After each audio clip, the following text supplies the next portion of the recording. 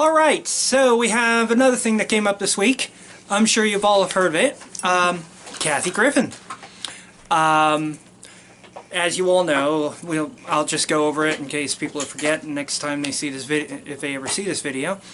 Kathy Griffin posed in a photo shoot where she is holding a severed head depicting Donald Trump, our current sitting president.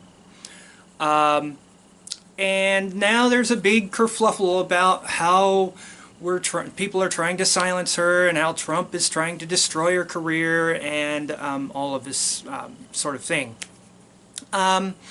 Here's the thing. Here's the thing about posing such a picture. First of all, let's actually look at the picture. If you've all seen it, of course, she is standing there holding a severed head, all with blood. It's really disgusting. And she has a blank look on her face and a very blank background. Her pose and the look on her face, if you put a mask over her face, it looks very much like the pose that ISIS soldiers do when they're doing their propaganda holding severed heads. This is a really bad idea on the part of Mrs. Griffiths, because what was she thinking? Honestly, what in the fuck was she thinking doing this picture? It makes, especially in this political climate, it makes no sense to pose such a picture. And the thing is, there was no context. There was nothing about this picture. It was just posted of her holding this severed head. Now, this had a lot of effect, as you all know. Like, I don't know, a 11-year-old child having conniption fits because his father was being depicted with his head cut off by some red-headed woman on some picture. Now, people are making fun of Barron's reaction, which I think is just absolutely horrible. Why are you making fun of a child who's been traumatized by seeing an image of his father decapitated? They're assholes. That was Amber. And what was she thinking? Then there's the press conference where she is blaming everybody and their uncle except for herself.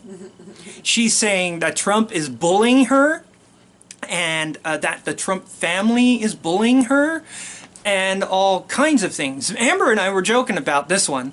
I imitated one of the Trump family calling Kathy Griffin and being mean to her. Here we go. Hello? Hi, is this Kathy Griffin? Yes, it is.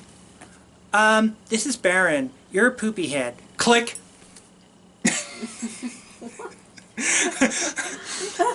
I mean, what are they doing? What are they doing?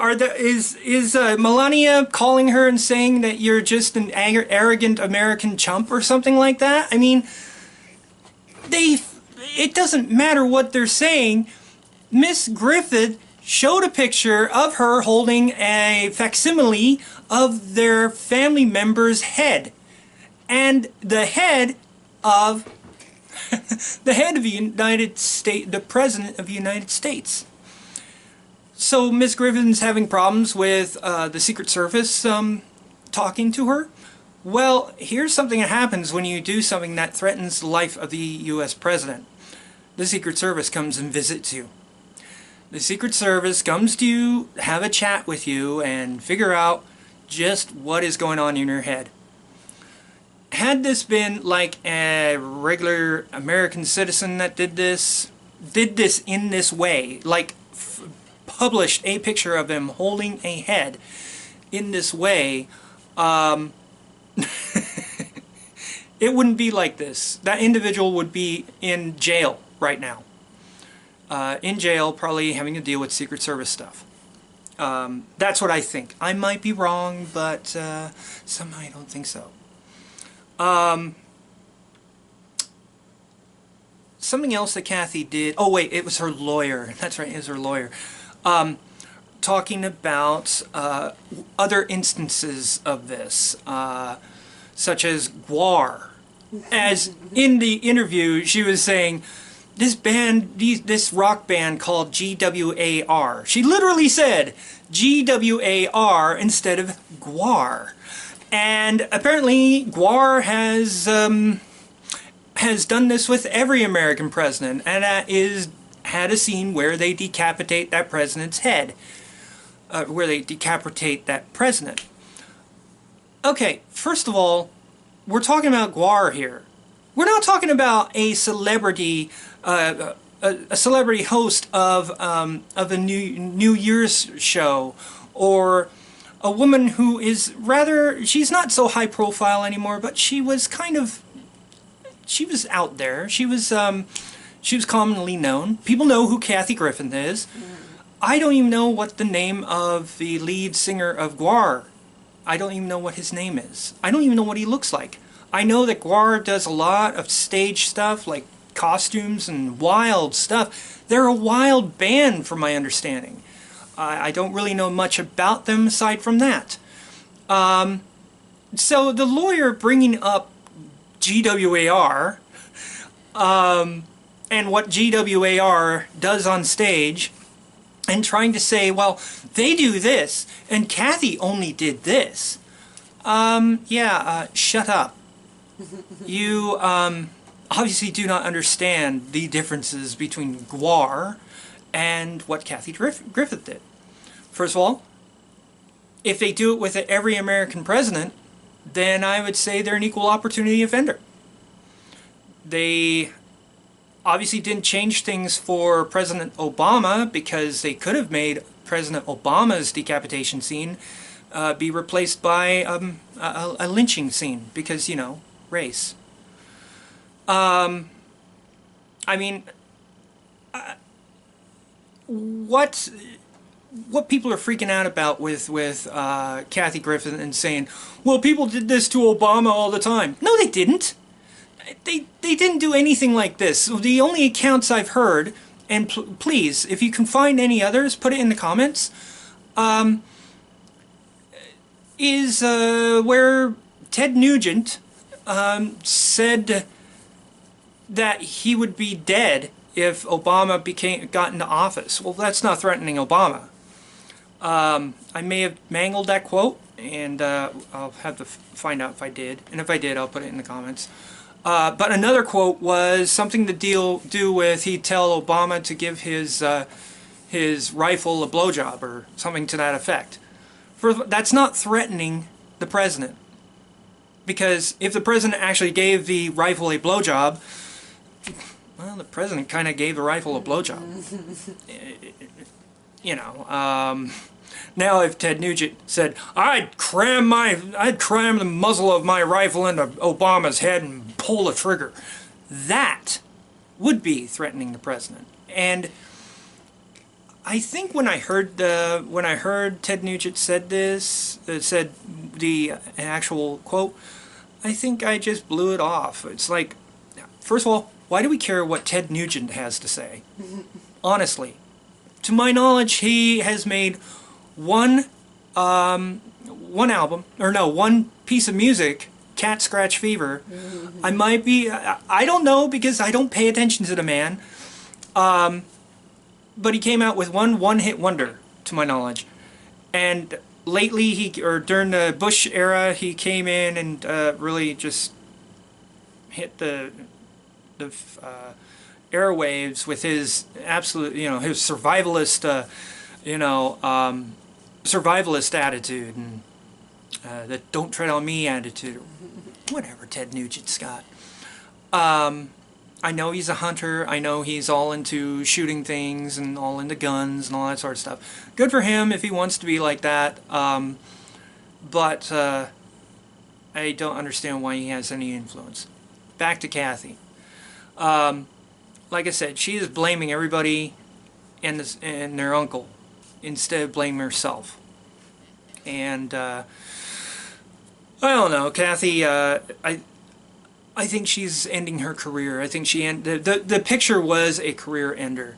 people say, oh, well, in the future she's going to be a hero because she was against Donald Trump. We don't know. You know, think about it. If Trump actually turns out to be a decent president, she's not going to be looked at in a positive light. She's going to be looked at as one of those fools who is putting down the president for no good reason. So anyways, that's my take on it. Amber, do you have anything? Oh, I have plenty. Uh-oh. Okay, here's my take on that. Okay, to be honest, I mean, I didn't really know who she was until this came out because I don't really pay attention to, I don't really watch CNN. I don't really watch comedy shows, and I don't really watch the countdown to whatever she did. I don't New Year's. So I had no idea who she was. But then, you know, I heard about it and saw what she did, and I'm like, okay, I think she did it on purpose, and I think she was trying to become more famous doing so. My theory is she's trying to take advantage of the political climate that is all anti-Trump and, you know, kill Trump and all this crap, because they are out there. I mean, again, even though they aren't like huge big time, there are artists who do this, and it does get them popularity.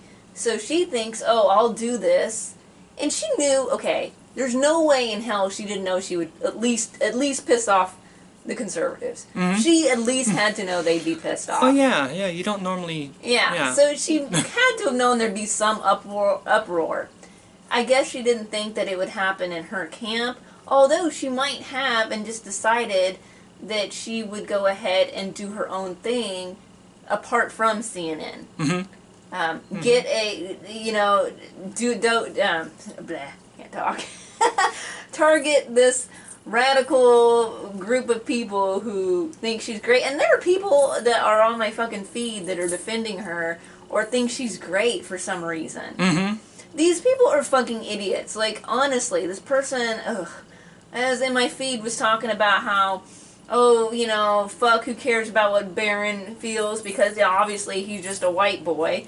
And somehow the children, Obama's children, their feelings were valid because they're children of color. And, you know, which is bullshit. I mean, if you have the rule, don't go after family members, just don't do it. Right. And don't go after the children, which she even said that she was going to do ahead of time in a magazine. She came out saying she was going to do it. So she knew what she was doing. Yeah, about that interview, it was December 2016, and she said, you know, all the other people were going to be going after Trump, but she specifically said that she was going after Barron. Barron, a 10-year-old boy who, through, shall we say, genetic roulette, was able to be born into a very rich family. So let's just be total assholes to this kid because of his lineage. That's fucked up. That's really screwed up. And I personally have a rule that you don't attack the president's family. You don't go after the first family.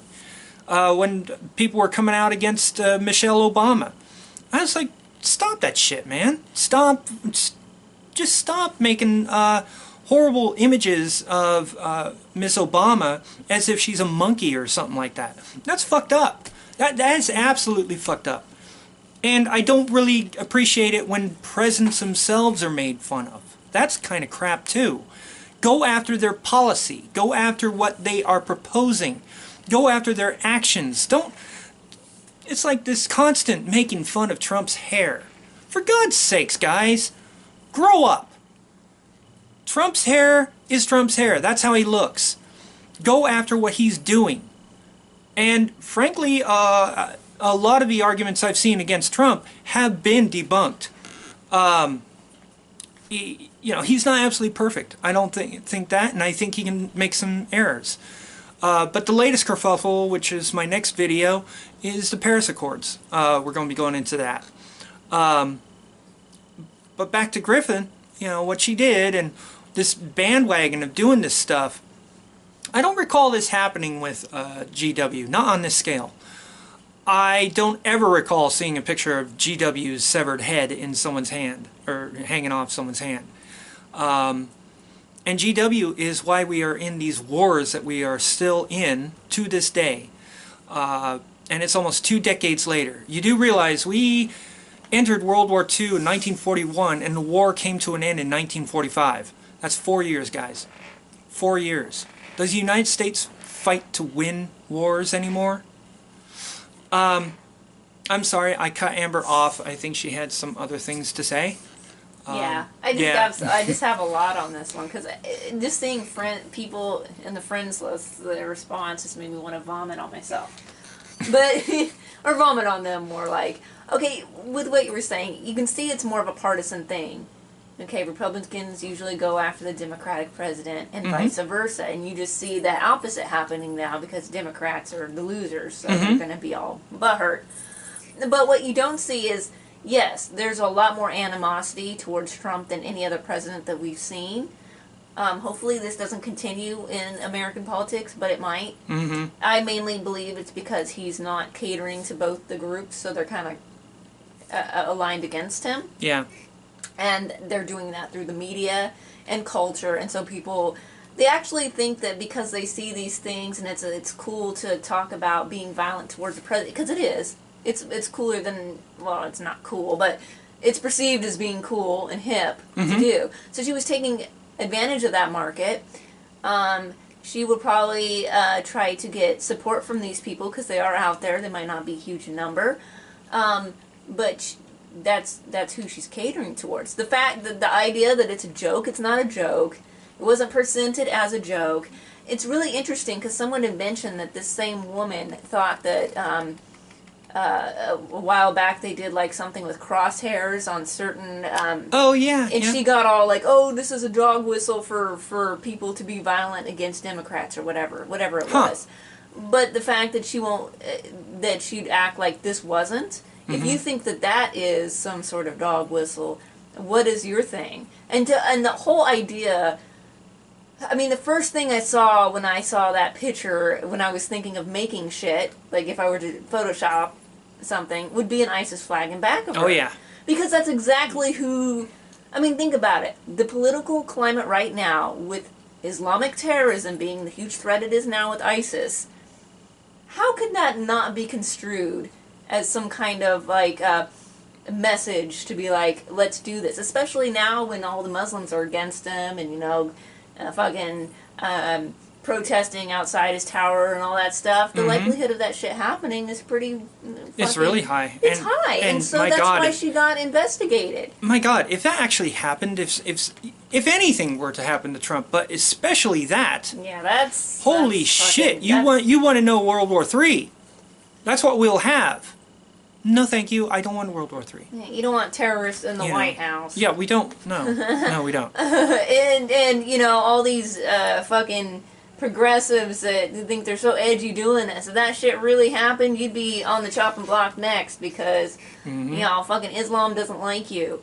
And you're fucking stupid to do this shit. And the fact that these people who were, like, going on, the chick that was going on about, like, the race shit, about Obama and stuff, and she was talking about the history of black people being lynched and stuff, and some of the art, quote unquote, some of the I don't know what to call it, some of the anti-Obama stuff was related to hanging and stuff. Yes.